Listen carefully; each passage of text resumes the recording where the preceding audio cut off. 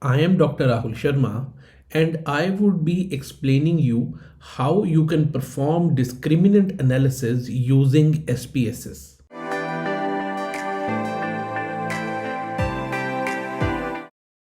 Many marketing problems involve the investigation of group differences.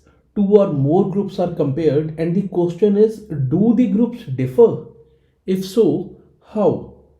Like, we might be interested in determining the characteristics that differentiate maybe the light and heavy users of a product.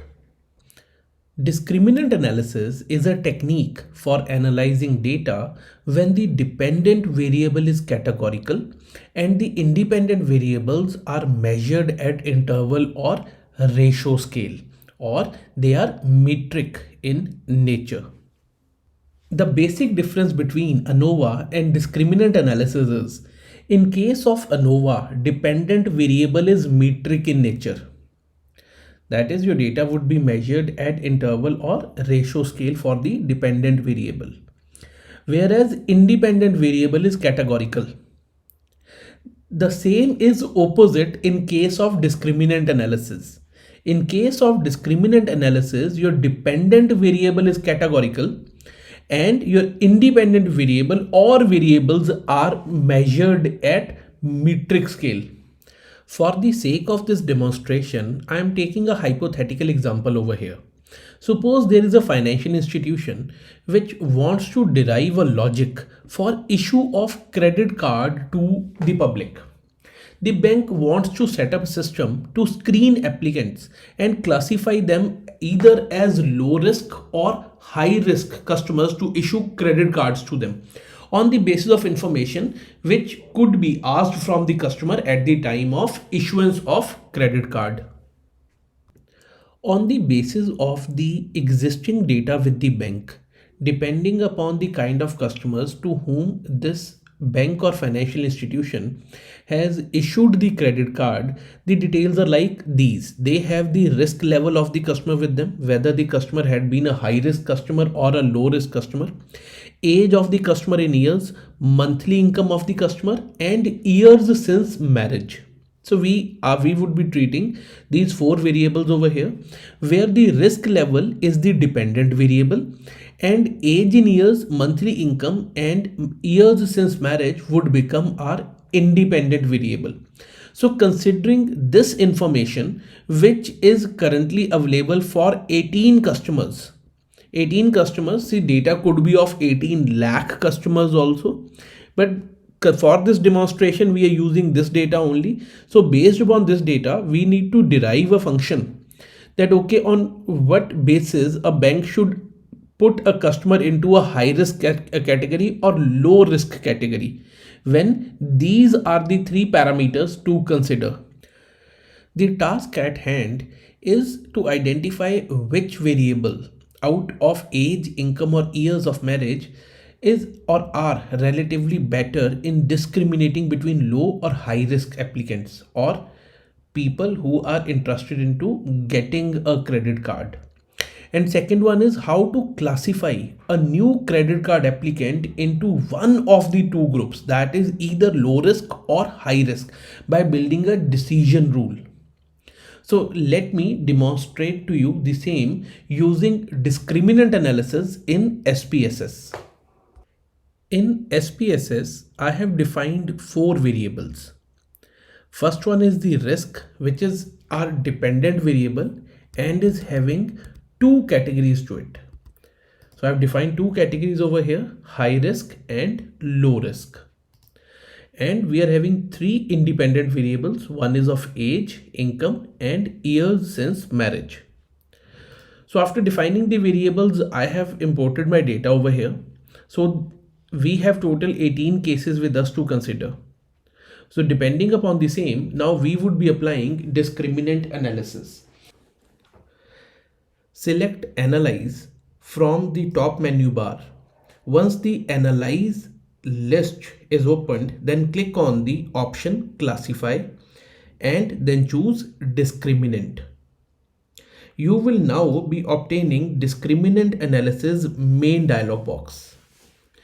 Now, In this, risk is your grouping variable, which is having two groups in it, high risk and low risk customers. So select your grouping variable and click on this arrow. After that, we need to define range. So click the define range push button. Now define the minimum and the maximum range. In our case, it is 1 and 2. For high risk customers, our range is 1, and for the low risk customers, we have defined the value of 2. So we have just entered 1 and 2 over here. Click on continue.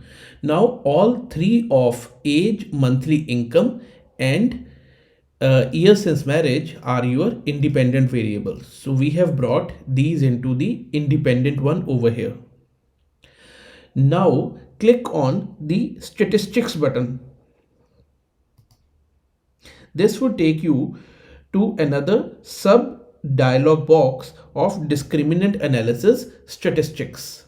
In it, choose descriptives under mean and unstandardized under function coefficients. Under matrices, do select within group correlation also and click on continue.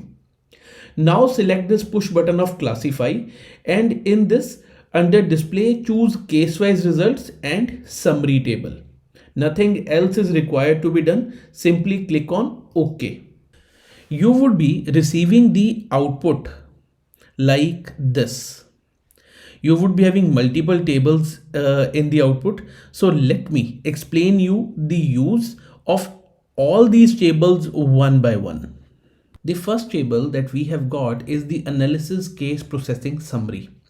So there were total 18 cases. So all the cases were valid. So there were no missing values in our case. Considering this, let us move ahead to the group statistics table. The group statistics table displays the mean and standard deviation values for each variable group wise and for the total sample. Like in case of low risk customers, the mean age, the mean of monthly income, and year since marriage has been provided to us. So we can do a comparison of mean also in between low risk and high risk customers. By looking at the mean, it gives us an idea that low risk customers are those, or low risk means customers who would not default in their credit card payment, are those in which the age is relatively higher as compared to high risk customers. The age is nearly 33 years approximately for low risk customers, and for high risk it is 26 or 27 years approximately. So this kind of a comparison can be made. So moving to the next table is a classification results table. The classification results table has actually provided us with the information that discriminant function is able to classify 94.4% of the 18 objects correctly. Just under this table, this value is given to us. So the prediction accuracy in our case is nearly 95% of the discriminant function, which is very good.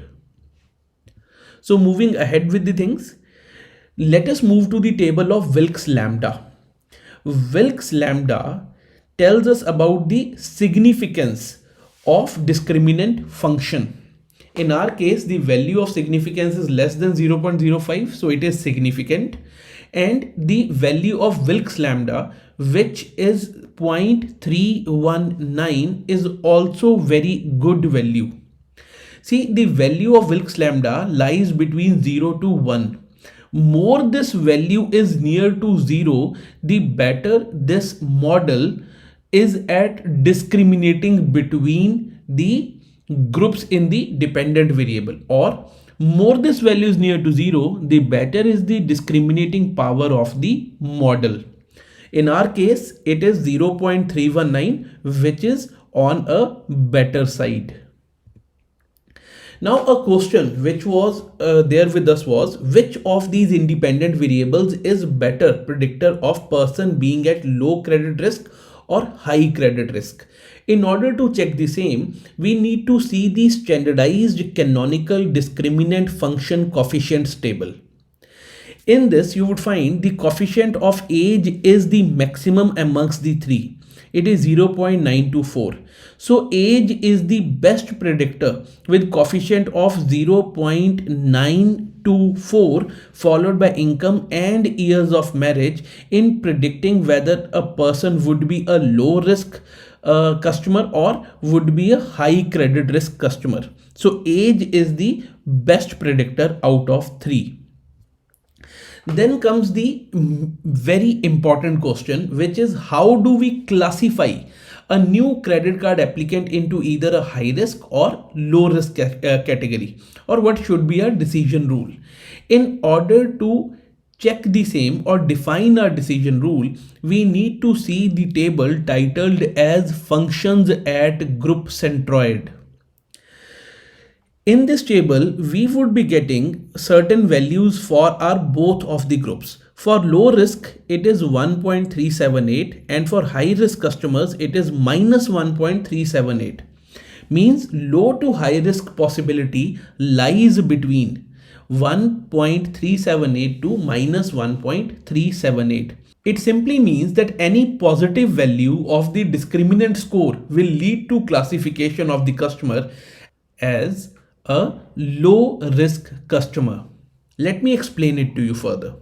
So how discriminant function would be created? We need to see the canonical discriminant function coefficients table for this. In this table, we would be getting unstandardized coefficients for the three independent variables and one constant. So we would be forming the discriminant function like this. Suppose it is y. So y is equal to our constant, which is minus 10.003 plus 0.246 into age of the customer plus 0.00 into income of the customer plus 0.085 into years since marriage. So if age of a customer is 40 years, income is 25,000 and is married for 15 years, then we need to calculate the value of y. If the value of y would be towards 1.378, we would say the customer is a low risk customer. If the value would be towards minus 1.378, the risk value would be high for the customer. In our case, the value of y would be 1.12, which signifies the customer would be a low risk customer. So credit card could be issued to this customer by the financial institution. So this is the way of creating a decision logic using discriminant function. I hope you would find this demonstration to be easy. Thank you.